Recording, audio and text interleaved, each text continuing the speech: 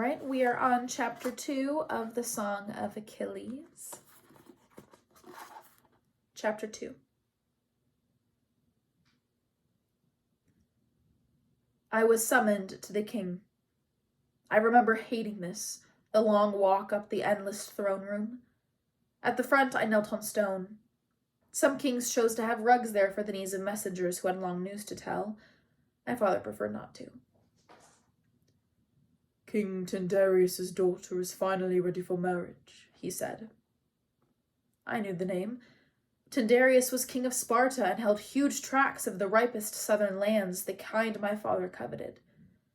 I had heard of his daughter, too, rumored to be the fairest woman in our countries. Her mother, Leda, was said to have been ravished by Zeus, the king of the gods himself, disguised as a swan. 9 months later, her womb yielded 2 sets of twins, Clytemnestra and Castor, children of her mortal husband, Helen and Polydeuces, the shining signets of the god. The gods were known to be notoriously poor parents. It was expected that Tyndareus would offer patrimony to all. I did not respond to my father's news. Such things meant nothing to me. My father cleared his throat, loud in the silent chamber. We would do well to have her in our family. You will go and put yourself forth as a suitor. There was no one else in the hall, so my startled huff of breath was for his ears alone. But I knew better than to speak my discomfort. My father already knew all that I might say, that I was 9, unsightly, unpromising, uninterested. We left the next morning, our packs heavy with gifts and food for the journey. Soldiers escorted us in their finest armor. I don't remember much of the trip. It was overland through the countryside that left no impression. At the head of the column, my father dictated new orders to secretaries and messengers who rode off in every direction. I looked down at the leather reins, smoothed their nap with my thumb. I did not understand my place here. It was incomprehensible, as so much of what my father did was. My donkey swayed, and I swayed with him, glad for even this distraction. We were not the first suitors to arrive at Tyndareus' citadel. The stables were full of horses and mules, busy with servants. My father seemed displeased with the ceremony afforded us. I saw him rub a hand over the stone of the hearth in our rooms, frowning. I had brought a toy from home, a horse whose legs could move. I lifted one hoof, then the other, imagined that I had ridden in him instead of the donkey. A soldier took pity on me and lent me his dice. I clattered them against the floor until they showed all 6s in one throw. Finally, a day came in which my father ordered me bathed and brushed. He had me change my tunic, then change again. I obeyed, though I saw no difference between the purple with gold or crimson with gold. Neither hid my knobby knees. My father looked powerful and severe, his black beard slashing across his face. The gift that we were presenting to Tyndareus stood ready, a beaten gold mixing bowl embossed with the story of the Princess Danae. Zeus had wooed her in a shower of golden light, and she had borne him Perseus, Gorgon slayer, second only to Heracles among our heroes. My father handed it to me. Do not disgrace us, he said. I heard the great hall before I saw it, the sound of hundreds of voices banging against stone walls, the clatter of goblets and armor. The servants had thrown open the windows to try to dampen the sound. They had hung tapestries, wealth indeed, on every wall. I had never seen so many men inside before. Not men, I corrected myself. Kings. We were called forward to council, seated on benches draped with cowhide. Servants faded backwards to the shadows. My father's fingers dug into my collar, warning me not to fidget. There was violence in that room, with so many princes and heroes and kings competing for a single prize, but we knew how to ape civilization. One by one they introduced themselves, these young men, showing off shining hair and neat waists and expensively dyed clothing. Many were the sons or grandsons of gods. All had a song or two or more written of their deeds. Tyndareus greeted each in turn, accepted their gifts in a pile at the center of the room, invited each to speak and present his suit. My father was the oldest among them, except for the man who, when his turn came, called himself Philoctetes. A comrade of Heracles, the man beside us whispered, with an awe I understood. Heracles was the greatest of our heroes, and Philoctetes had been the closest of his companions, the only one still living. His hair was gray, and his thick fingers were all tendon, the sinewy dexterity that marked an archer.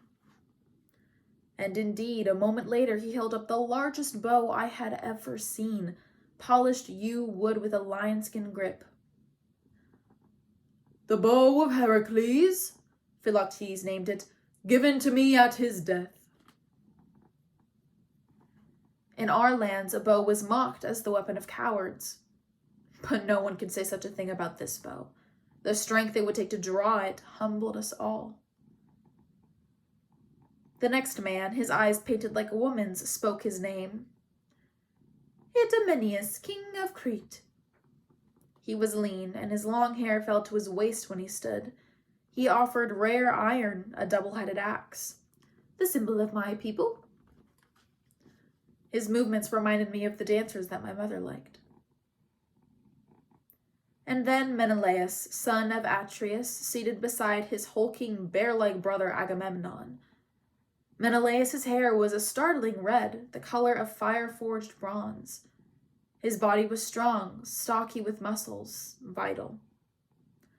The gift he gave was a rich one, beautifully dyed cloth. Though the lady needs no adornment, he added, smiling. This was a pretty bit of speech. I wished I had something as clever to say. I was the only one here under 20, and I was not descended from a god. Perhaps Peleus's blonde-haired son would be equal to this, I thought, but his father had kept him at home.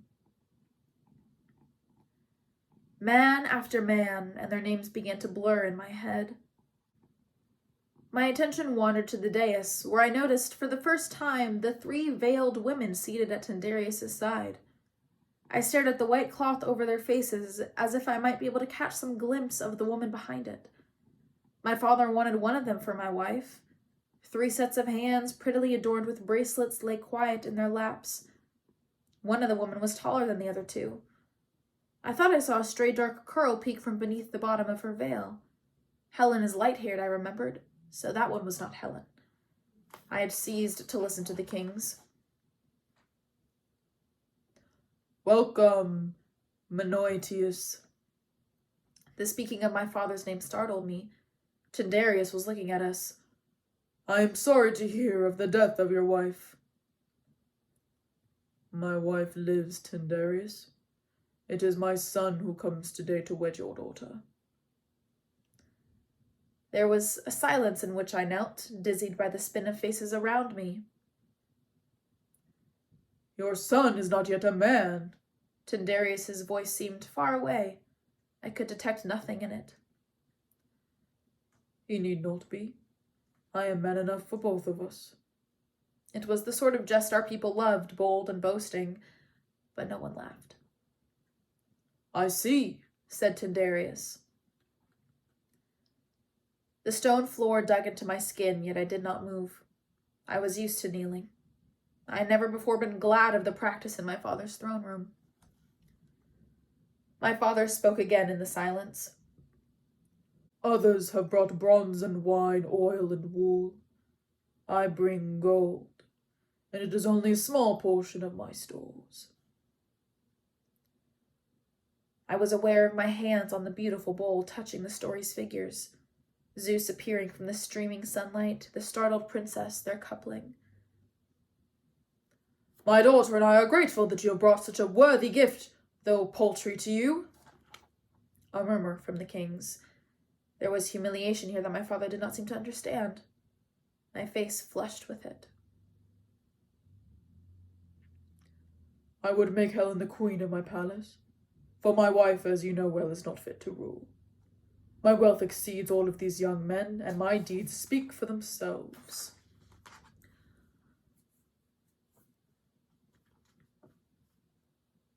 I thought the suitor was your son. I looked up at the new voice, a man who had not spoken yet. He was the last in line, sitting at ease on the bench, his curling hair gleaming in the light of fire. He had a jagged scar on one leg, a seam that stitched his dark brown flesh from heel to knee, wrapping around the muscles of the calf and burying itself in the shadow beneath his tunic. It looked like it had been a knife, I thought, or something like it, ripping upwards and leaving behind feathered edges whose softness bellied the violence that must have caused it. My father was angry. Son of Laertes, I do not remember inviting you to speak. The man smiled. I was not invited, I interrupted. But you need not fear my interference. I have no vested interest in the matter. I speak only as an observer. A small movement from the dais drew my eye. One of the veiled figures had stirred. What does he mean? My father was frowning. If he's not here for Helen, then for what? Let him go back to his rocks and his goats. The man's eyebrows lifted, but he said nothing. Tyndareus was also mild. If your son is to be a suitor, as you say, then let him present himself. Even I knew it was my turn to speak. I am Patroclus, son of Menoetius. My voice sounded high and scratchy with disuse. I am here as a suitor for Helen. My father is a king and the son of kings. I had no more to say. My father had not instructed me. He had not thought that Tyndareus would ask me to speak. I stood and carried the bowl to the pile of gifts, placed it where it would not topple. I turned and walked back to my bench. I had not disgraced myself with trembling or tripping, and my words had not been foolish. Still, my face burned with shame. I knew how I must look to these men. Oblivious, the line of suitors moved on. The man kneeling now was huge, half again as tall as my father, and broad besides. Behind him, 2 servants braced an enormous shield. It seemed to stand with him as part of his suit, reaching from his heels to his crown. No ordinary man could have carried it. And it was no decoration. Scarred and hacked edges bore witness to the battles it had seen. Ajax, son of Telamon, this giant named himself. His speech was blunt and short, claiming the lineage from Zeus and offering his mighty size as proof of his great-grandfather's continuing favor. His gift was a spear, supple wood beautifully cut. The fire-forged point gleamed in the light of the torches. At last it was the man with the scar's turn. Well, son of Laertes, Tyndareus shifted in his seat to face him. What does a disinterested observer have to say to these proceedings? The man leaned back. I'd like to know how you're going to stop the loser from declaring war on you, or on Helen's lucky new husband. I see half a dozen men here ready to leap at each other's throats. You seem amused, the man shrugged. I find the folly of men amusing. The son of Laertes scorns us. This was the large man, Ajax, his clenched fist as big as my head. Son of Telamon, never. Then what, Odysseus? Speak your mind for once. Tyndareus' voice was as sharp as I'd heard it. Odysseus shrugged again. This was a dangerous gamble, despite the treasure and renown you have won.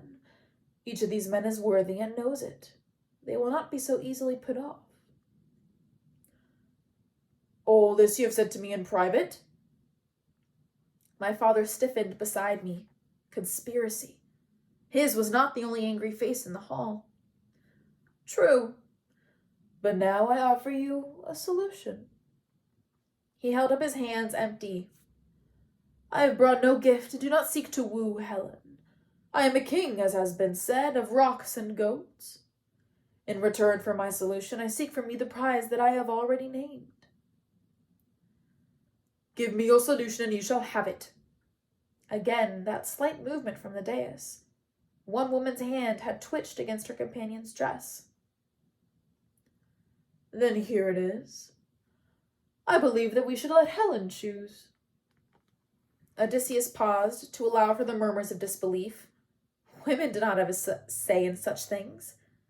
No one may fault you, then, but she must choose now, at this very moment, so she will not be said to have taken counsel or instruction from you, and, he held up a finger, before she chooses, every man here must swear an oath to uphold Helen's choice, and to defend her husband against all who would take her from him.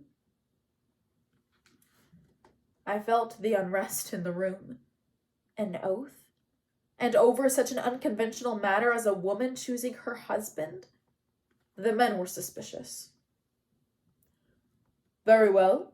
Tyndareus, his face unreadable, turned to the veiled woman. "Helen, do you accept this proposal?" Her voice was low and lovely, carrying to every corner of the hall. "I do." It was all she said, but I felt the shiver go through the men around me. Even as a child, I felt it, and I marveled at the power of this woman who, though veiled, could electrify a room. Her skin, we suddenly remembered, was rumored to be gilded, her eyes dark and shining as the thick obsidian that we traded our olives for.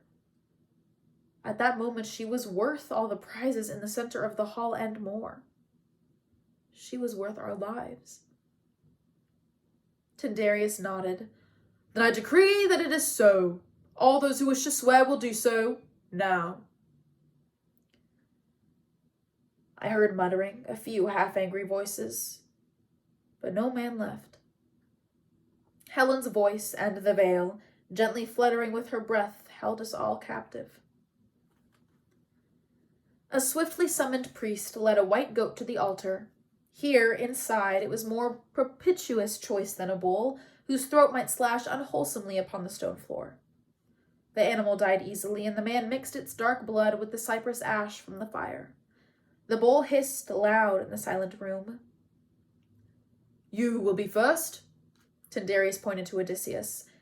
Even a 9-year-old saw how fitting this was. Already Odysseus had shown himself too clever by half.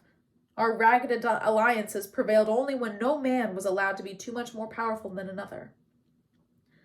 Around the room I saw smirks and satisfaction among the kings. He would not be allowed to escape his own noose.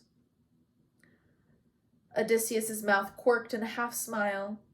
"Of course, it is my pleasure." But I guessed that it was not so. During the sacrifice, I had watched him lean back into the shadows as if he would be forgotten. He rose now, moved to the altar.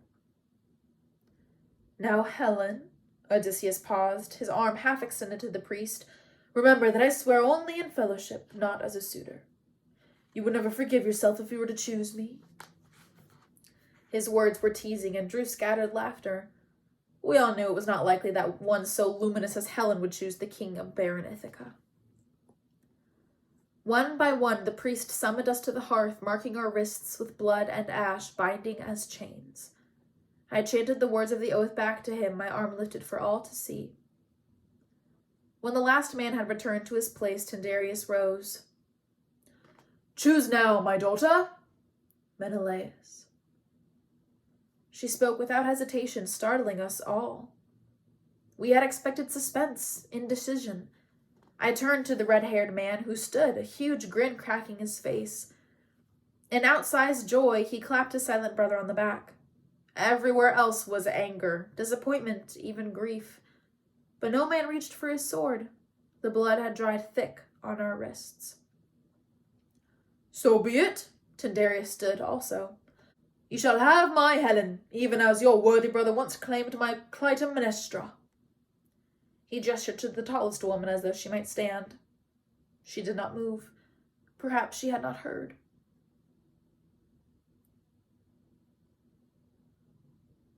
"What about the third girl?" This shout was from a small man beside the giant Ajax. "Your niece, can I have her?" The men laughed, glad for an easing in the tension. "You're too late, sir," Odysseus spoke over the noise. "She's promised to me." I did not have the chance to hear more. My father's hand seized my shoulder, pulling me angrily off the bench. "We are finished here." We left that very night for home, and I climbed back on my donkey, thick with disappointment. I had not even been allowed to glimpse Helen's fabled face. My father would never mention the trip again, and once home the events twisted strangely in my memory. The blood and the oath, the room full of kings, they seemed distant and pale, like something a bard had spun, rather than something I lived. Had I really knelt there before them? And what of the oath I had sworn? It seemed absurd to even think of it, foolish and improbable as a dream is by dinner. And that's the end of chapter 2.